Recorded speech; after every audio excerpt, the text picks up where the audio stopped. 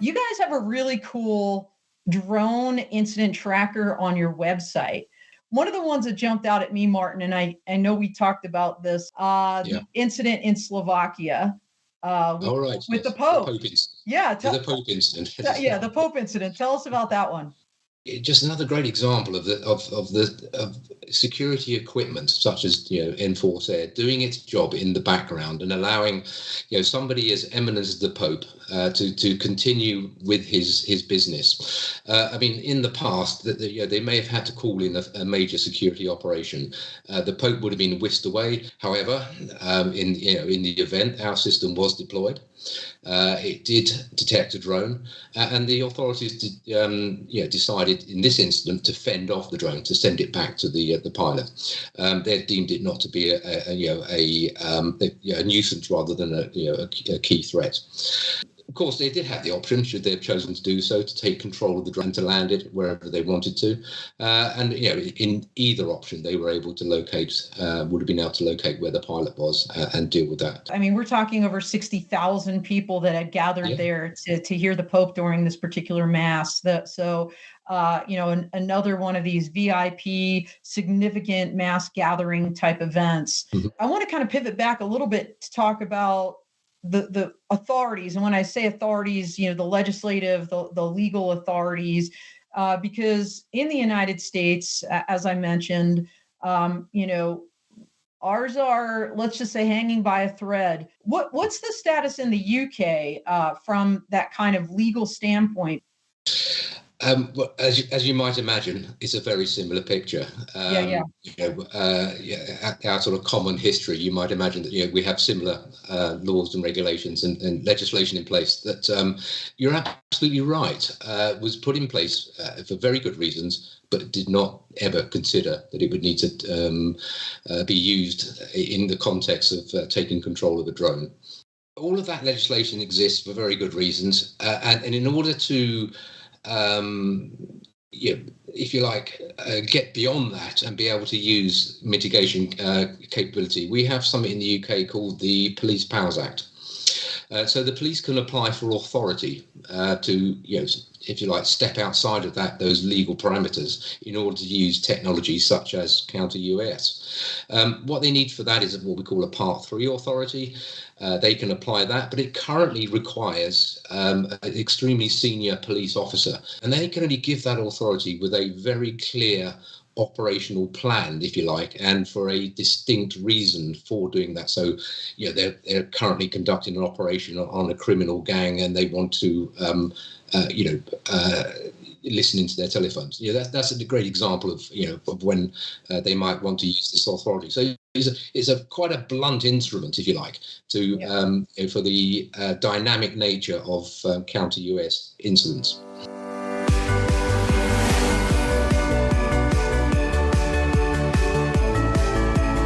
Here at Commercial UAV in Las Vegas right now. You've worked with Jeremiah Karpowitz here to create some AAM content. Tell us a little bit about this kind of summit, if you will, that you've helped to curate. Absolutely. So I would say sometime around April. I came back from the National Business Aviation Association's. Don, my passion for UAS started around, like Don said, around 2020. I started a fully woman-owned drone company that was very specific in its use case to be able to enable other businesses. So that drone use case was to be able to continue to enable our general aviation use case. And I really said, let me give a call because commercial UAV is coming up. And I really feel like this is the year that there's a lot of overlap. We have AAM people being interested in drones and drone people being interested in AAM. So this is, the most organic thing I've ever been involved with, like literally taking an entire industry and applying what we know from one industry to help support a new industry. And this industry that we have here, which is UAS and AAM, we talk about these things like they're new concepts. They're not. Some of them are new. Some of them we've been doing for 60 years. We just have to figure out a better way to do them, a way to be more effective, be more environmentally sound and safer as we start to pull it all together. So, that's my concept. My concept really is understanding aviation from an organic level. Anything that goes into the sky, we're sharing the NAS. So I brought that to Jeremiah and said, what do you think about this? So he said, this is a great idea. Let me talk to them. We'll pull it all together. We'll get the people that have already come in. And so we really narrowed down with the experts that are in the actual field right now that are going through everything, whether it's the FAA, whether it's use cases from companies that actually have a 135 regulation, and they're using that, people that are really deep using BV loss, understanding airspace deconfliction. Just because we're not talking about people that are actually flying physical planes, we're still digitally flying planes. And this is very, very important to understand where we connect with that.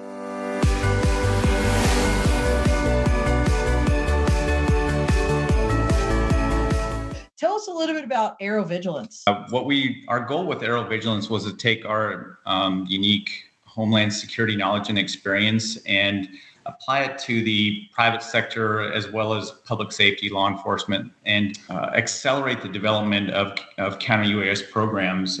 What we're trying to do is we provide program development, training, and then consulting services. We believe in the use of technology in this space, but we think you need to build a baseline first of program policies, procedures, training, and understanding of airspace awareness, the rules of the road, the rules of the air, so to speak.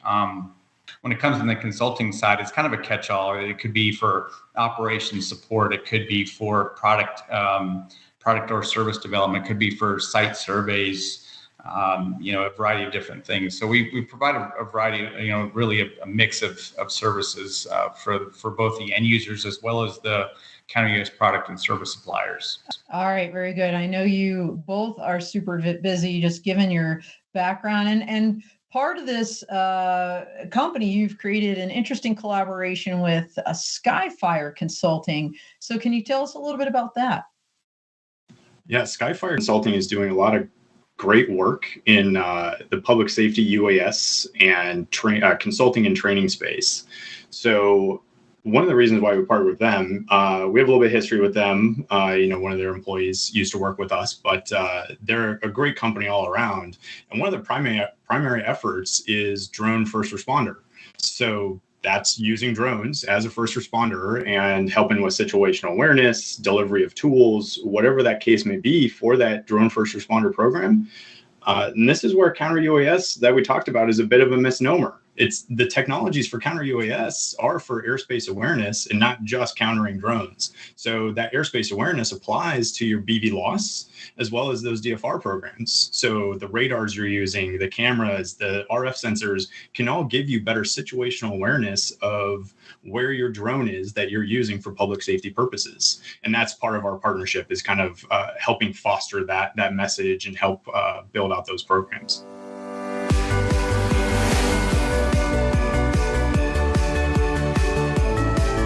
I think part of the way to make BV loss happen in the real world is to have some kind of a corridor. Right. And some people find this to be controversial. What are the rules that are going to apply to these corridors? Are there going to be toll roads in the sky? Let's put all that aside. Right. Let's talk about the ability to go from point A, pretty far to point B without having that drone in your line of sight. So what are your plans or thoughts on that? Yeah, we have a true functioning corridor right now that's contained in part of our test range. It's 6 by 9 miles, and that was where our BVLOS without observer waiver was authorized for. The population in our backyard, Dallas-Fort Worth, is literally the equivalent of Arkansas and Oklahoma, the entire state populations put together. So we're working on a corridor that follows a natural freight corridor, the Highway 69 corridor that runs through the Choctaw Nation into Dallas. It's a major freight corridor. And the reason I believe in corridors is because that's typically where you have the infrastructure first. So our first one would run on that freight corridor. We have this one that's 6 by 9, but the other one will be about 100 miles. We're looking at going all the way from the north of the Choctaw Nation down to Texas.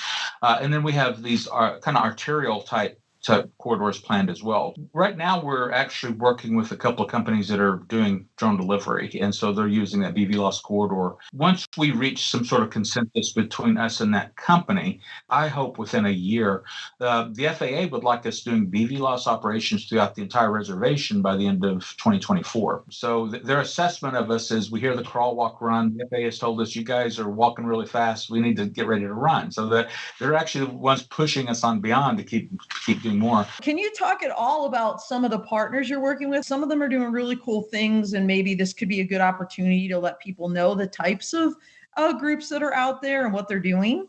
Sure. We have several military customers. I can't mention their names either because they're still under NDA, but we have a couple of drone delivery companies, totally different business models. And one of those is actually driving that next level of the corridor because they want to do real operations within that second corridor between the two cities. Then we have very strong university relationships. We have a relationship with the University of Texas, University of Oklahoma State University. So we're very involved with a lot of the research. We have a very strong STEM relationship with NASA. We're actually using STEM curriculum within the Choctaw Nation, or NASA curriculum within several of our schools right now. And then we have companies that are more looking into the applications. And so they want to get to where they're doing photogrammetry and forage estimation in agriculture and things like that. So it's almost every day is a exciting day because it's usually something new that we get to be exposed to and support. A big thing that's about to happen is you see the storm clouds in the photo background behind me. This is storm season in Oklahoma.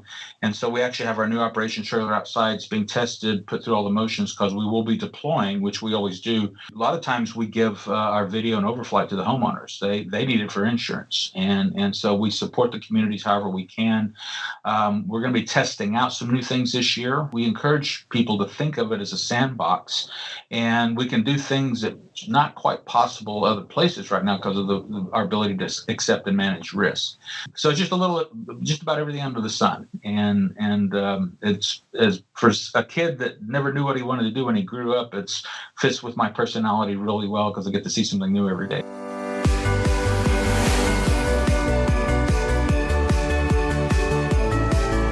Do you help pilots, companies, businesses, governments compile this data to present that safety case for beyond visual line of sight or other waivers that they're trying to obtain? Yes, we have. Our data has been used to get approval at some of the highest level operations out there. That's how we started 3 years ago, was these waivers going in. They're like, well, how do you know all the buildings are such height? Okay, well, they go and collect the data. How many roads are you going to pass over? Well, then they go collect all that data. How many lanes and what are the speed limits and what are the probabilities? So that's how we built our system, was getting the pushback from the federal government. And then what we did is every time we solved for it, then we automate it and spread it across the entire US because you could run it in real time, no matter where you're at. To answer your question is yes, and it's been used and we have to put it in a certain format that the FAA uses, but we put it in a format that operators and geospatial people can understand and model as well. So to answer that, yes, that has been used and approved. And up to 135 too. Up to 135, and that's the drone delivery, the on-demand carry. And again, I'm not even an expert. I have a team of experts to understand, but it's a big deal. Yep, and it's and there'll be some announcements at UVSI. Awesome. And then his second question, which is kind of related. There's two more questions that are related. So the tracking. Does it track? Yeah. So on that, we have partners that do that. So we try and find the line of airspace link at what we're really good at, and then we have partners that are maybe deeper into the telemetry and the fleet management and things like that. But when you put those systems together, is where you start to see the magic. Michael, I mean, it's very public. You guys have been doing some incredible operations, I believe, up in Detroit, right, where you guys Yep. are headquartered. Didn't you do some significant kind of cross-river, cross-country deliveries using your system with a whole host of partners? Yeah, there's been a lot of operations. It was just recently announced we're supporting Workhorse for some medical deliveries. They have the electric vehicle with the built-in drone. Yeah, they were on the show last year. Oh, okay. Yeah, excellent. Yeah. So great team. They'll be doing some operations this summer. We got the award. We do have Mission Go with Beaumont Hospital. It's been called Miracle Mile, running operations in Royal Oak and Birmingham, which is a pretty densely populated area. Yeah. So we brought in, and again, this is where communities come in. All these projects have been created because of our Fly Safe program. Is how do we bring in operations? How do we fund those? And how do we get our businesses involved? It's happening over repeat. We had golf course deliveries, and they all are pushing for the state to do bigger and better things. So the state of Michigan, MDOT, did put out a RFP. We did win it. We are completing a 12-month review of the feasibility for the state. But then part of that was funded by Ford and Ontario, Canada, to do cross-border operations feasibility. So that has been completed and will be published in the next 6 weeks, I'd say. So that will complete. It's about 200 pages. I'm not sure we'll all make it out there, but it should be published by the state of Michigan.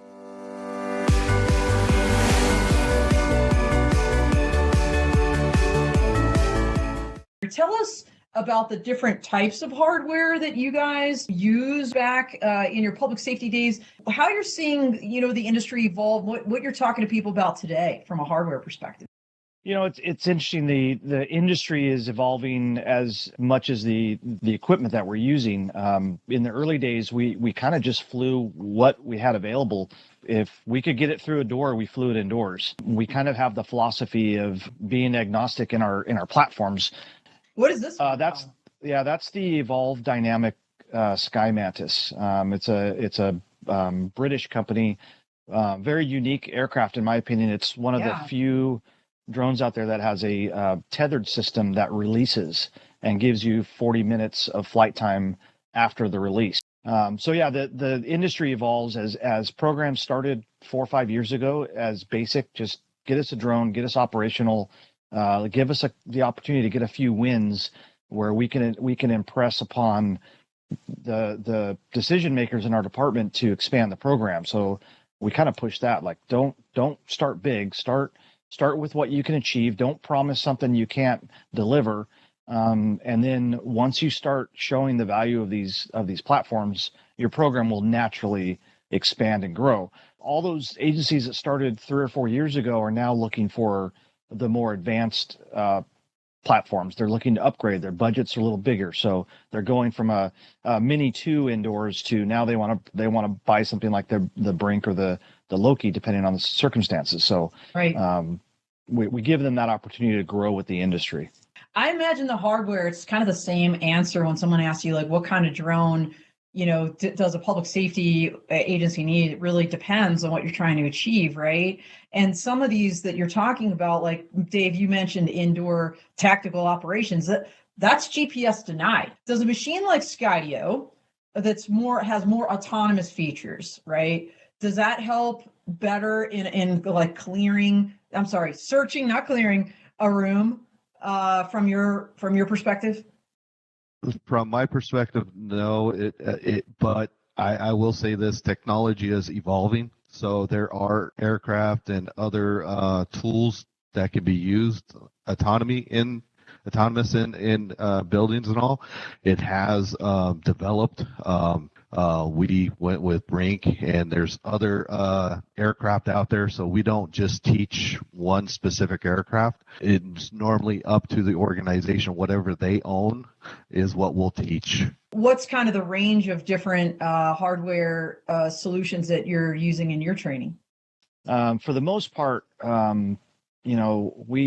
we're hard on training aircraft. So we have a lot of beginner students that have never touched a drone before that are flying. So we kind of stick with the ones that have the most longevity for training. And a lot, the Evo 1 for training is one of the best platforms that we use. It's a workhorse. It's solid. The old Mavic Air 1 is probably the most durable drone there is out there, based on the abuse that we put it through for indoor stuff. But we have a lot of vendors that will donate their aircraft to us for training. Number one, to get the exposure of their drone in the hands of public safety. That's the beauty of being a nonprofit and being agnostic is I don't want to push any one. I have my favorites, but I don't want to push any one platform on any student or any department for that matter, because every situation is different. Every department has different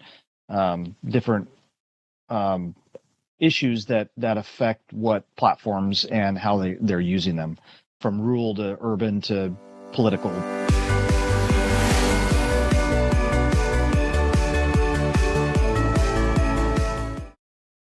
AVSI recently rolled out this green UAS program, and it raised a lot of questions in the industry, like it's becoming part of the rainbow, right? We already had blue with Defense Innovation Unit. Now we've got green. Can you walk us through this? Yeah, absolutely. So we launched our broader Trusted Cyber program. That led to our August launch of our Trusted Cyber program, which began as an industry working group focused on developing a framework of cybersecurity standards for uncrewed systems across all three domains. While we were going through that process, and we were kind of already aware of sort of the challenge that existed in response to the congressional mandate from the National Defense Authorization Act of 2020 that prohibited DoD from acquiring drones with components or manufactured in China. And so DIU sort of handed this mandate of figure it out. The challenge was they weren't funded to do it. At the same time, the success of the Blue UAS program is sort of that becoming the only sort of cybersecurity program out there and supply chain review program out there. While intended for the DoD, a number of other entities outside the DoD began pointing to Blue as something that they wanted as part of their drone acquisition process. And that was never the intent of Blue, because Blue was always intended to be a sort of narrower DoD program. Congress is so great at giving unfunded mandates, right? To not only the DoD, but other government entities that are near and dear to our heart, like the FAA as an example.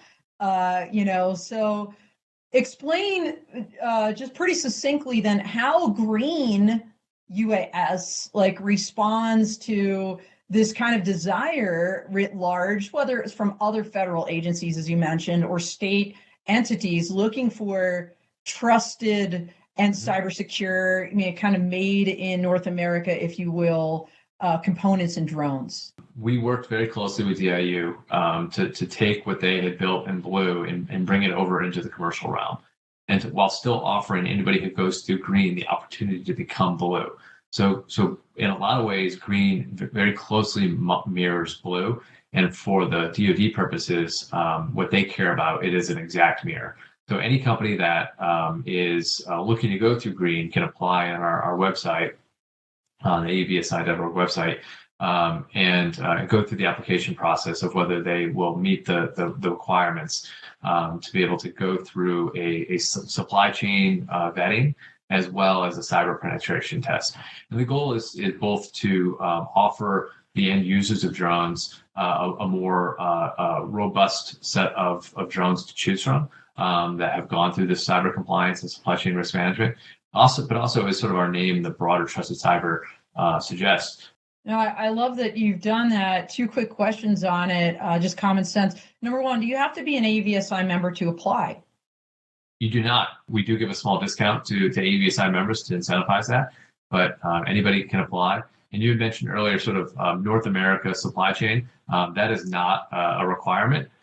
It's not necessarily the United States or North America. It is to be NDA compliant, though, looking at specifically components not from China.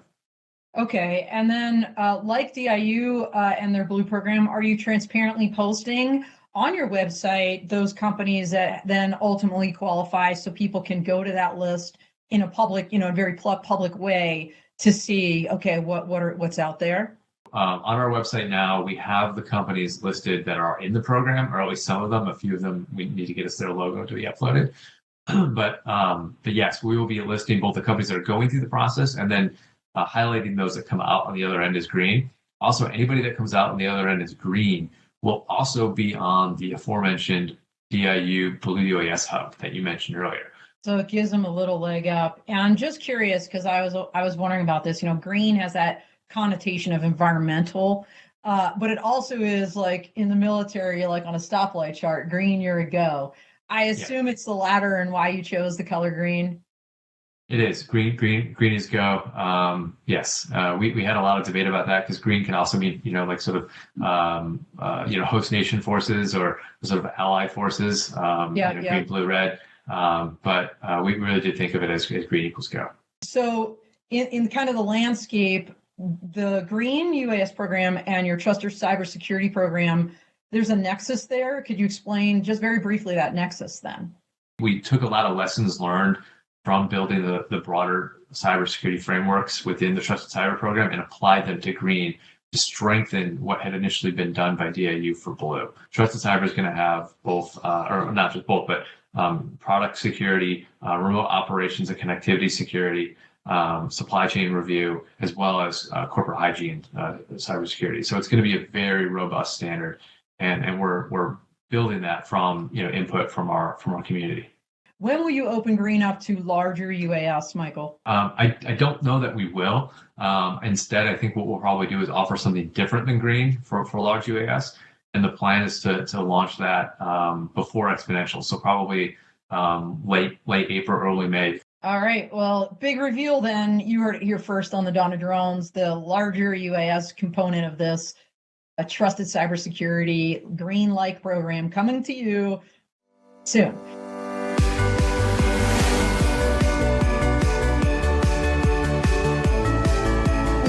We started in 2018 flying, but we started a year before that in 2017 with our community outreach.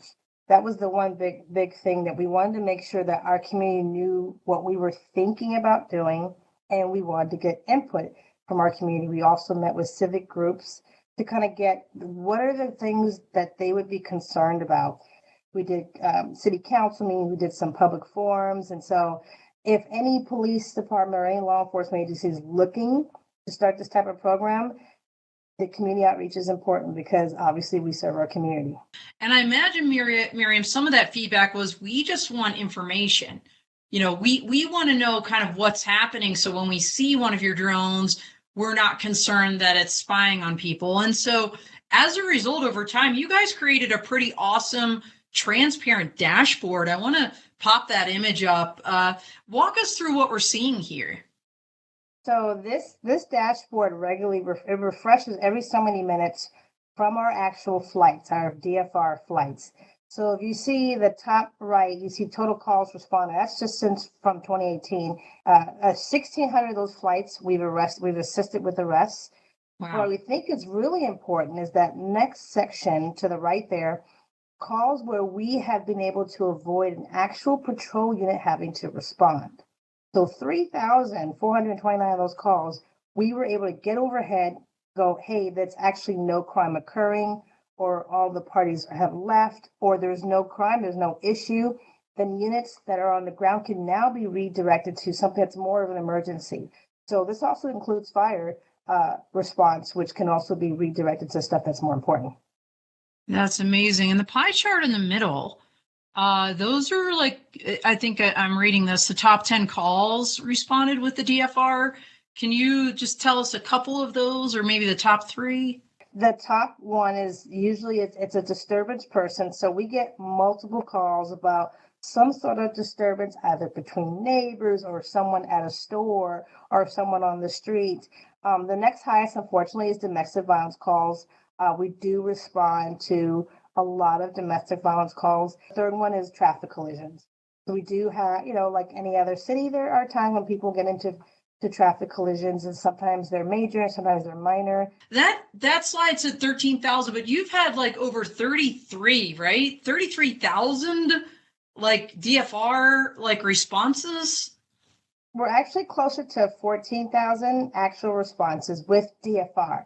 That doesn't include our regular, because we do have a field deployment. We do have officers in the field that are Part 107 that launch from their trucks. So we have officers to check out an Advance, DJI Mini, and they go out in the field, and then they can also respond and assist in case our DFR is just hours are not up, or they can assist in conjunction with the DFR drone.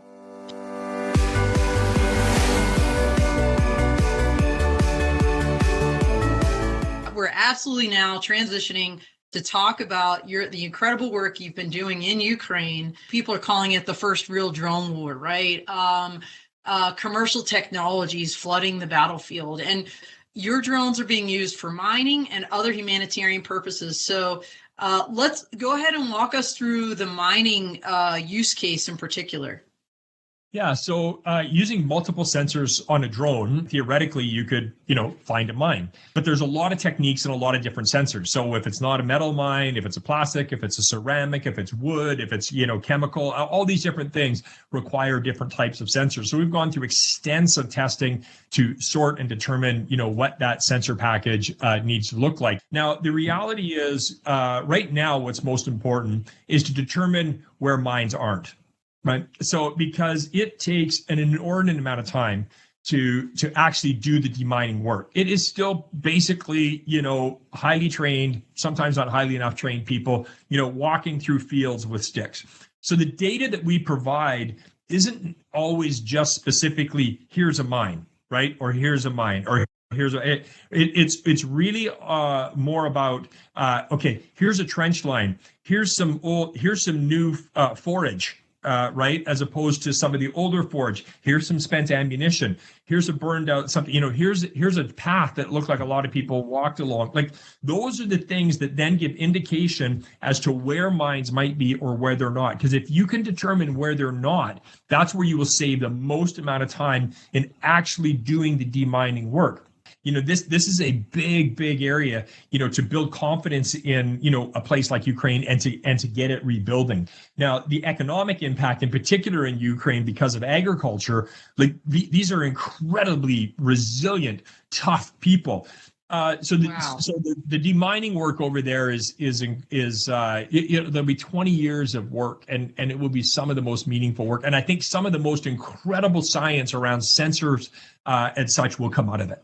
Humanitarian other relief, blood and medical delivery. So tell us a little bit about this picture.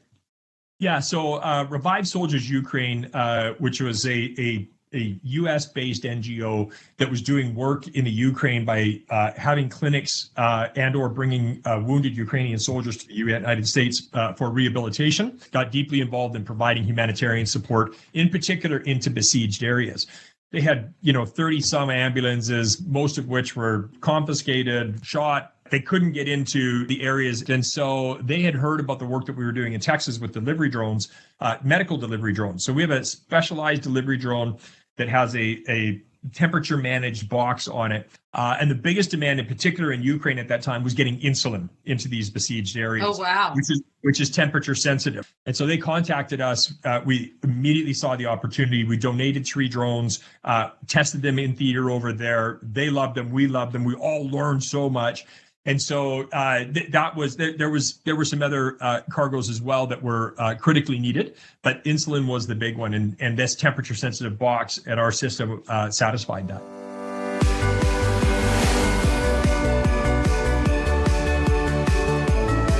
So tell us a little bit about the history of Kongsberg Geospatial then. Yes, the Kongsberg Geospatial is a little over 30 years old now. It was a startup company in Ottawa. And it started with our main focus of geospatial visualization. Kongsberg had been using our product for quite some time, and someone had the brilliant idea for standardizing using this product. Why don't we just acquire the company and help grow it? And that's kind of how we got to where we are today. Absolutely, and I think the product you're referring to is the TerraLens product. So tell us a little bit about what this is. So TerraLens is a high-performance software development toolkit. It has lots of different types of capabilities, and it is used by software developers to develop real-time situational awareness and command and control applications. And this is, I think you guys are up to what, the 9th generation of this particular product? Yes, actually, as of today is our official release date for what we call version 9.4 of our Terralinz product. Well, congratulations.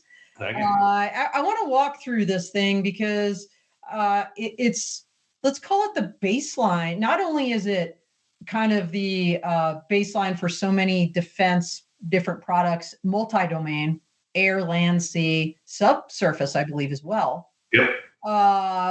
But also on the commercial side, HMI, human machine interface, so important.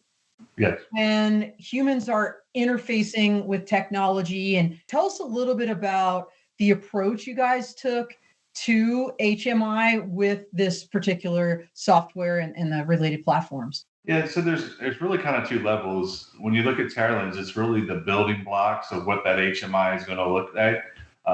And then you can use our product to develop all the widgets and everything and the structural foundation of the application. So we've got many engineers that have gone through human factors training, looking at user stories, really sitting down with the customer and trying to figure out, here's the big picture of what I'm trying to do. I'm getting this information from these sources.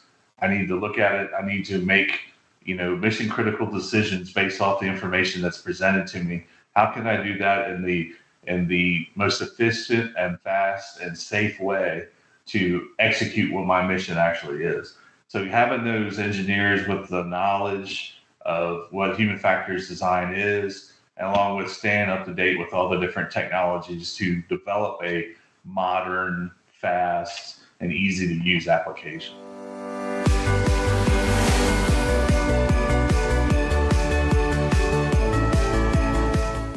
Advancement of technology is so fast. We've come to depend on the government for all our weather for so many years. But the challenge now is we've got to get more public-private partnerships going. We got to unleash this power. And I saw all that technology. So I left the CERT government and went in and started my own company in 2015 with the whole idea that we were going to unlock the power of science and technology. We're going to get this data and this capabilities directly to commercialization, and we weren't going to have to depend on the government as a choke point to get it through. And I've always said that I think the weather industry is underperforming in the economy, and it's not because people aren't working hard. It's because the system really is built in a way that doesn't allow us to get out this stuff quickly enough. Yeah, absolutely. We're going to get more in the problem statement. And of course, we're going to talk right now about your company. In your words, Don, what exactly True Weather Solutions does. Our focus is on collecting data and turning that into useful insights for end users to make better decisions. So that's what we do. We just try to help you get more flight time. We want to get back 30% of what you would lose otherwise in flight time without having more certainty and better data. On that slide we just had up, it said weather tax, right? And you had trademarked that term. Tell us what you mean by that. There's uncertainty that causes weather cancellations and delays. So I like to call the weather tax, I define it as Mother Nature's, price Mother Nature imposes upon your operations, whether it's real or perceived. And perceived is where people think something might happen, but it doesn't really happen. So that's part of the weather tax, right? You're paying a price for that. And most of the time it's about 30%. Really, the weather tax is about 30%. Of course, it changes based on areas you're in the country. But the bottom line is that I tell people, like a good accountant, we can help you get back a refund on that weather tax, some of that weather tax. And that's what we're focusing on in True Weather.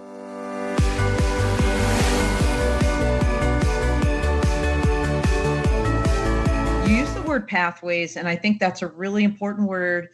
And you're actually helping people connect, right? Not only get the level of knowledge they need to be successful, to have that ROI, as you said, to have the right salary, right, for this industry, but you're also connecting them with businesses that are in search of pilots. Can you tell us a little bit about that program that you have? Yeah, so we're labeling that the USI pipeline program, but the whole model behind that I mentioned is this ecosystem between the commercial marketplace and academia, where we're able to plug in pilots at the level of operation that folks within the corporate world need them. So if you're looking for a stage 2 pilot that can fly BVLOS, we have them, and students can opt into that program. They provide their CVs, and we connect the dots between companies looking for that talent. The goal there is it's a certification-based path. So if you're coming out of the technical college realm and you earn certification, or you're coming out of the military and you're transitioning, we also have a skill bridge program where you can complete that. It's a 16-week program. You get through stage 2, and that gives you that pathway opportunity. So, I mentioned pathways because we have all sorts of learners inside of this industry. We're not just talking about, secondary learners out of high school. We're talking about adult learners, reskilling or upskilling, changing career fields. We're talking about exiting military, where they're now entering the commercial marketplace, and maybe they flew UAS inside of them. Exactly. Yeah, we love them. But transitioning into the corporate world can be a very difficult task. What does that transition look like? How do you make that jump? And that's what these credentials are meant to do, is gives a commercial standard where they very likely already have a lot of this background in flying DoD aircraft. I mean, the aviation safety components, they're not new. It's just being folded into RPAS operations. And so it provides that commercial equivalency moving into the corporate world to conduct those operations with companies. But those companies looking for the talent can pull them directly out of the training programs, because they've completed all of the certifications and they're all third-party validated, meaning whether we do the training, whether our academic partners do the training, they're all completing the same knowledge assessment with a third-party proctor.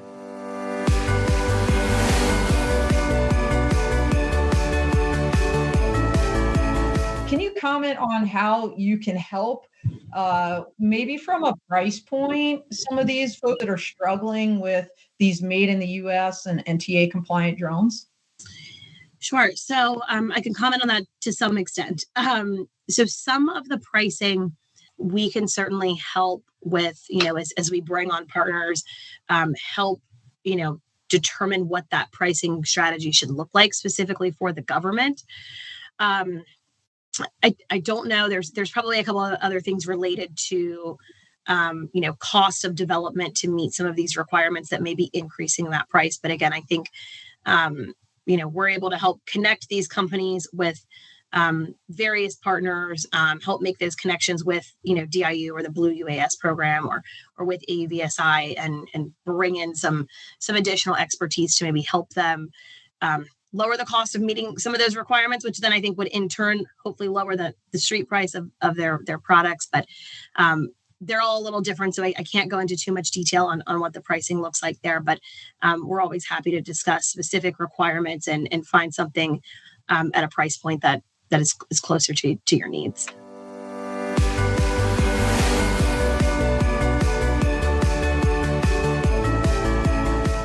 We can offer our capability. You can buy the system, you can buy the sustainment for the system. That's one way you can purchase it. You can also get the capability as a service. So if you wanted to define what the service was in terms of its capabilities to mitigate, all the tenets of our counter-UAS capability, and you want us to come in and set it up and run it 24/7, we can absolutely do that too. I think a lot of times we choose not to address wicked problems in this country and other places, right? We know that UAS threats are out there. We see it, I won't say every day. Sometimes we don't even see it. A lot of it lives in the classified world, but we know that it's there. I think it was a couple of years ago, we saw an attack on a Saudi Arabian oil refinery, oil production facility that was caused significant interruption in the capability. I think there's customers there that deem themselves targets, whether it be individuals at high levels of government or whether it be key infrastructure that not only has impacts on that country, but has ripple effects all over the world. We're working every day to try to engage that customer base in the Mideast and anybody else who wants to protect their critical infrastructure. That's key to the world commerce and global trade. Well, that makes an abundant amount of sense. And, you're talking about investment, Billy, and getting back to that regulatory discussion, to the lawyer answer is, where can you operate? It depends based on what authorities and what approvals you can get. And Perhaps in Saudi Arabia, especially after attack like what you just mentioned. And I remember, I think it was Saudi that, or maybe it was UAE, had a similar drone attack and just shut down the airspace completely. They said, no drone flights here anymore, period. And, that's not a scenario that you want to have, right? But getting the regulatory, the legal regime right, I think is so key. And I think that's why if you're seeing a reluctance in the United States, that's why, right? With people with limited budgets, they might realize there's a risk here, but hey, if I can't employ this technology because I need FCC approval, the FAA hasn't figured out the rules yet. They're just doing an aviation rulemaking committee. This needs to get fixed. I know you're in violent agreement with me on this. And so I hope someone out there is listening, someone, congressional staffer, someone in Congress. The FAA reauthorization is coming up this year. We've got other opportunities in Congress to make a difference. These limited authorities that we have on the federal side are sunsetting again in September. And that is not a place where we want to be. It's mind-boggling. Yeah, can I just hit this nail one more time? Yeah, I would love for you to. I had a conversation non-attributable yesterday with somebody in the FAA and making policy, and it's frustrating because I worked for the government for many years. I understand how slow and bureaucratic the government. Yeah. Not one decision is made without a lawyer involved, and you know that because you used to be a lawyer. Yes. And it's because it's a very complex problem set. I like to say we should approach this as if something catastrophic just happened and how we react post that event, whatever the threat is. They need law so they can act, and something that cuts across the states, federal law that they can act, because we can't let this continue without a capability, because an event will occur, and once it occurs, we're going to ask ourselves how we got here and how we let this happen when we could have acted in a preventative manner. And I could not agree more. I think each agency, whether it's OGA, DOD, DHS, they're all looking and admiring this problem set. We need Congress to take the lead, identify this as a threat, and push through some legislation. I think what we need, Dawn, is just a start of momentum and start moving. Absolutely. Everybody out there, reach out to your local congressman. This is a serious issue. And, the counter drone technology and portion of this industry is a part of this industry. It's not counter the industry. It's an enabler. And until we can prove the skies are safe, we're going to have some problems, everybody. So it's something that needs to be addressed for sure. But, one of the ways you're addressing it is through your Valkyrie system. And so tell us about this.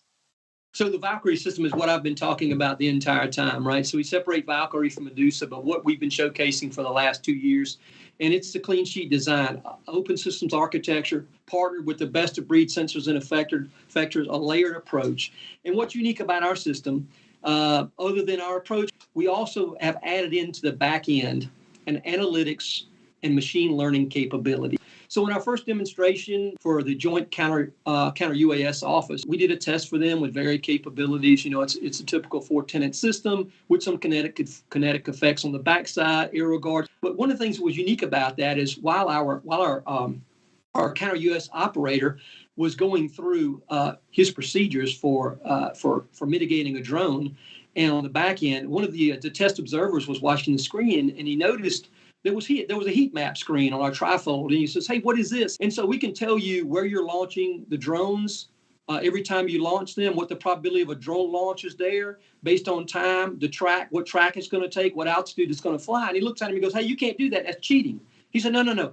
This is not cheating. This is what we bring to the table in terms of analytics that push back into the machine learning that makes decision-making for the operator that much more effective. So it is a great example of us bringing innovative technologies that this company brings to bear back into a system and demonstrating the importance of things like AI and ML.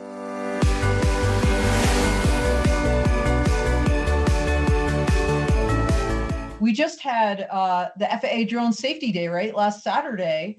And one of the things you just put out is this thing called True Sky ADS-B spoofing detection. Tell us about this. TrueSky really is kind of the culmination of a variety of technologies, but it's focused on being able to provide confidence back to the operator.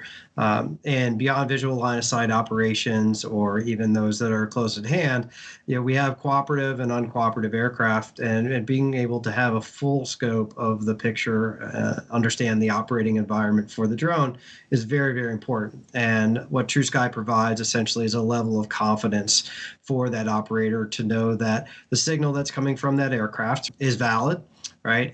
It correlates to other data, and that it can be trusted. Why did you create TrueSky? Like, what problem were you trying to solve?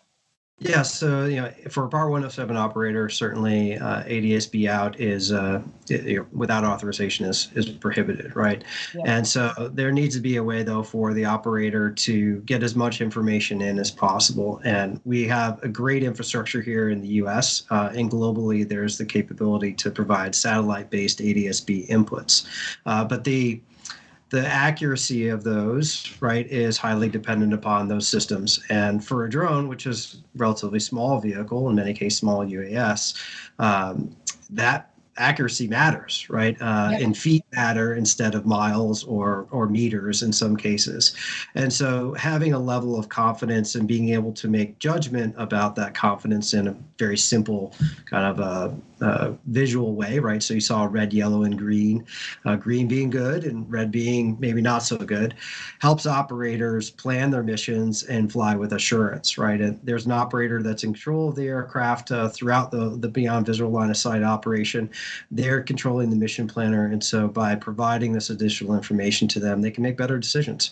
And the whole goal here, ADSB in has frequently become the requirement as a part of getting beyond visual line of sight approval. And this really augments that safety case and allows those that are applying for those waivers to stand behind the data that they receive, stand behind their safety case, and be able to operate in a manner that is befitting to the business.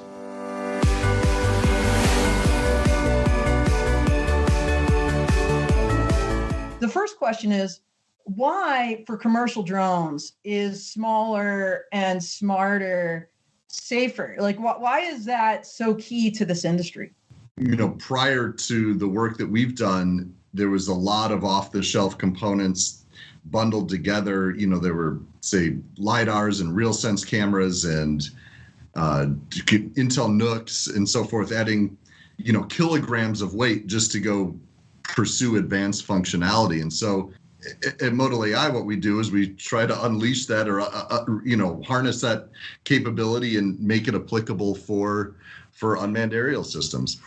Well, and I know one of those use cases, Chad, you and I have talked about this a bit, but I love this use case with Clio Robotics, because not only are they doing incredible things on the commercial industrial side, but also on the military side of the fence, indoor asset inspection, as an example. Your combined technology is enabling those kind of flights in really tight spaces that are safe. What are the three key components that really enable those kind of autonomous operations? So the weight has been very important in drones, specifically because we talked about smaller, safer. All of this is a process where you need a lot of horsepower in silicon and all the technology to be able to make sure there's an autonomous flight possible. So for that, in past, like Chad alluded, it was done with a bag of chips, literally. It's not one component to make flight happen. It's multimodal stuff, right? There's sensing, and we talk about it, sensing, acting, and perception, and all of this, right? And together, taking decisions. So it's the camera perception, there's processing using the CPU, there is, again, a lot of decision-making real time to avoid obstacles and few other things, path planning. So for all of that, you need a lot of horsepower, and it's not just a single kind of horsepower. Everything is not a CPU-centric horsepower. You need CPU, you need the camera processing, you need to be able to process the pixels in the GPU as well.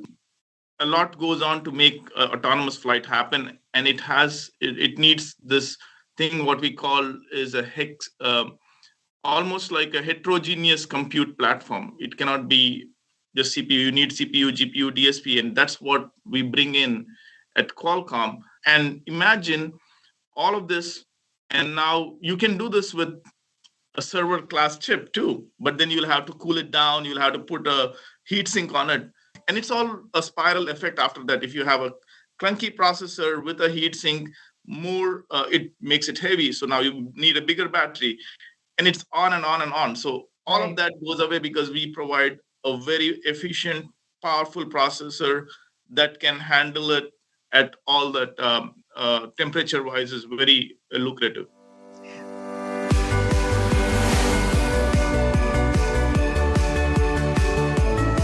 You tell us a little about the hardware. You have like 3 different models, right? That's correct. We had to develop from scratch. The drones that we started with, our first drone called the LV1, obviously delivery one, and from the first concept that we focus on always delivery. Our focus was 100% in logistics. So the LV1 is the first one to receive BVLOS type certification by ANAC, which has bilateral agreements with the FAA, with the ESA in Europe, and now we are operating and serving not only in Brazil, now supporting partnerships with companies like Candu Aero and Israel, and then in the US and other parts of Latin America as well that we're very excited to start launching. So the DLV2, how is it different from the one? The DLV2 is just an extension of the DLV1. It's an exo rotor as well that can fly with 5 motors, so one goes down. We have redundancy, so we actually found it to be very efficient. And it carries up to 8 kilograms of payload. We can do one way, we can do multiple stops as well, but for urban deliveries, we believe that the multi-rotor aircraft is actually the way to go. It's much safer than the eVTOLs. The LV2 is for heavier cargo. And our strategy was to keep it below 25 kilograms. The question now is the integration of airspace, the connectivity, which we solved that problem with Elsight after we integrated with Elsight. Let's talk about the connectivity solution because you all created Halo. And for those that don't know about it, can you explain how Halo works and what exactly it is? Scratching the surface of what we're doing with the Halo, which at the end of the day, the platform that sits on the drone, it's in this side. So it's what I hold here in my hand. That's how it looks like. That's what actually sits on the drone. Basically, what we're doing on this unit, we're multiplexing or we are aggregating multiple network concurrently. So that can be 4 different cellular operator, for example, in the US, that can be Verizon, AT&T, T-Mobile, US Cellular, FirstNet, you name it. We can add to that satellite communication, any kind of point-to-point communication, like any kind of RF proprietary communication, to create, again, the robustness or the reliability communication that is required to complete any mission. And for our partners, like Speedbird, we provide it in a way that it will be completely transparent for them. Basically, it's pretty much plug and play and give you, again, the connection confidence that is required, like Manuel said. But communication is one of the major challenges that have when you're speaking about BVLOS operation in general, which can be both because of distance and because, like you said before, one to many, which that's what we're enabling in the end of the day.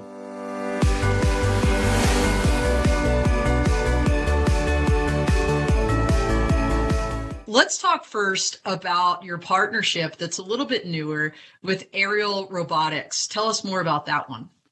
Sure, yeah. So Aerial Robotics are also an international company. They do all the design and most of their design teams in Hungary. They're a German-owned company. They do R&D test flights in the UK, and then now we've brought them over to the United States. It is an incredible technology that blends helicopters and gyrocopters together. It transitions from one to the other. I think this is the CT-30, but tell us a little bit more. So this is the CT-30. This was an earlier test flight, but it's well worth discussing because this is in the Himalayas at 12,000 feet, and that's 10 kilos underneath it, and it lifted from 12,000 feet up higher.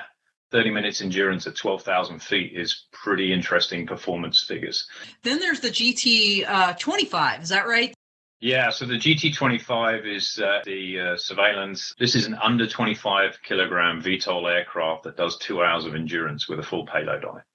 So wow, incredible performance figures. It is whisper quiet because it unloads that rotor in forward flight. It'll do just on 90 mile an hour forward speed, and it brakes so quickly. It's twin engine design, incredible technology. Absolutely. So tell us a little bit about the use cases then for these two vehicles. What kind of markets are we talking about here from a delivery aspect? Yeah, CT-30 is definitely a logistics focused aircraft, lifting heavy loads from A to B, and we're working with that in the near future. And then the GT25, long linear inspections, long endurance surveillance operations, whichever is appropriate to you. We got a whole draft of cameras that we can install on it from everything, and LiDAR, what you need on it, we can do with it. And it has the ability, unlimited hovering. Although it can do 90 mile an hour forwards, it still has unlimited hovering capability. So you need to get somewhere fast, hover, inspect, move on. It's very, very capable with a whole 3 different sizes of batteries. So you can go for a heavy load and small battery right the way around to long endurance and smaller payloads. Yeah, it's a very flexible airframe. But speaking of inspections, let's transition to the air report, because this is kind of like a drone in a box solution. I know a lot of people are using these for inspection purposes, but tell us about this particular asset. Yeah, so really built with our Canadian design engineers, really focused on weather resistance and the capability of being truly remote. So it has all of the connectivity capabilities to be operated completely remotely. It has detect and avoid systems built into it. So definitely built to survive, built to live in the wild for a long time. You leave one of these in the wild, it pops out of his box, does all your inspections. Well, that's normally done on a guy in a truck at the moment. Now he gets to stay in the warm and not drive the truck at minus 30. Volatus created this, designed this, is that right? So why did you design this? Because there are clearly other DIB solutions out there.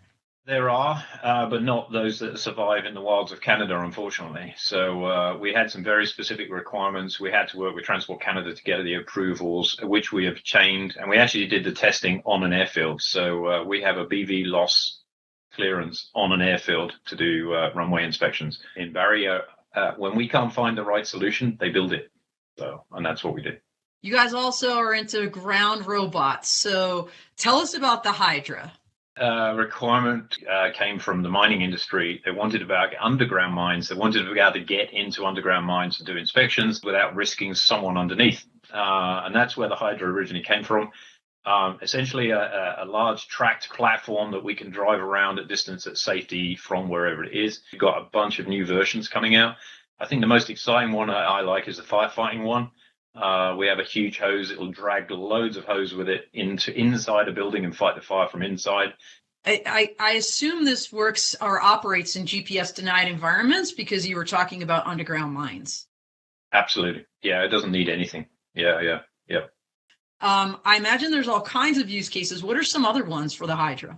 We talked the other day, ground penetrating radar, which needs to be held like a certain distance off the ground. That the thing is strong enough to lift a very powerful a very powerful ground penetrating radar.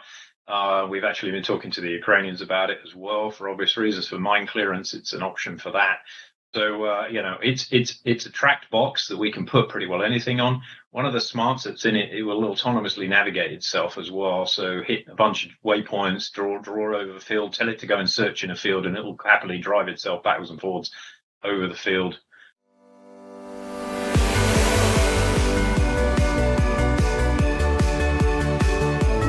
Let's do it. I know we've got a little video to roll. So why don't you talk us through Sage Tech Avionics? Who are you?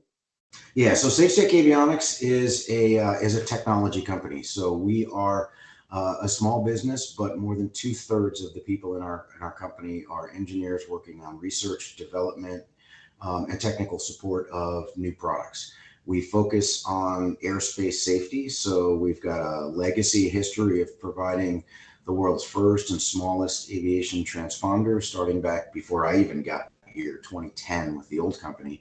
Those are the assets we acquired. So now we focus on providing civil certified transponders, military IFF, identify friend or foe transponders, and then we're currently working towards detect and avoid through ACAS X solutions, which will help enable and do help enable BV lost flight for unmanned systems. All right, very good. Looks like I went too fast for the video. So it's all right. It's just not synchronized, and that's all good. But you've got the commercial business, you've got the military business. There's your website where folks can learn more. Obviously, follow you on LinkedIn. You know what I love about your company too, Tom? Not every company does this. On your website, you talk about core values, and I know this harkens back to your time at the Naval Academy. And I don't, you did such a great job covering this with Maggie Schuster, by the way, last week. Everybody, if you missed Drone Law Connections with Maggie and Tom in that interview last Thursday, check that out on demand. Really great stuff. But let's just kind of list out those core values. I don't think we need to get into them. Folks can listen to that on replay, but I love that you have them, first of all, because so many companies don't. So tell us about that. Well, let me just take one step back from that, because you're right. So personally, and you'll see our first core value is integrity, right? And that comes from my youth growing up, my upbringing, and then of course the Naval Academy and years serving in the military kind of drove that into me. But the reality is, when we started this company, SageTech Avionics, 4 years ago, as I mentioned, it was acquiring assets from the older company, SageTech Corporation, that went out of business, and it had some great things about it. It had some challenges. So the three of us that are here kind of as quote founders, even though we didn't start in a garage, one of the first things we did is we said, okay, this is what we're going to be like as a company, because we looked back and said, what was right, what was wrong, what can we do better and different, et cetera. And really that started us to define those core values. So right out of the gate, the very first thing we did, even before we defined what our mission and vision was and all that, was we defined our core values. I mentioned that integrity, and who knows what order they go in, because they're all equally important to us as a company. But integrity is one. Safety is another. And now I come from a manufacturing background, and safety reminds me of steel-toed shoes and not dropping heavy things on your feet. Right. But really, safety is what we're about. It's about airspace safety, safe integration, and of course, keeping us safe in manufacturing and in engineering. But really, it's about the products. High performance, because we're a small business. Quality, both quality of design, robustness, longevity of our products, as well as manufacturing quality. Customer focus, we literally bend over backwards for our customers, and sometimes that's painful, but we need them to be successful, so we'll be successful. And then finally, stewardship. We have investors, we have resources, natural resources, right? So both us taking care of our investors' resources, and then us developing products that reduce power consumption, and the whole drone industry of helping us be better stewards of the natural resources we have available to us. So you said not to explain them, I did, sorry. But that's it. No, it's six core values. I love it, because you're just leadership personified. I'm not kidding.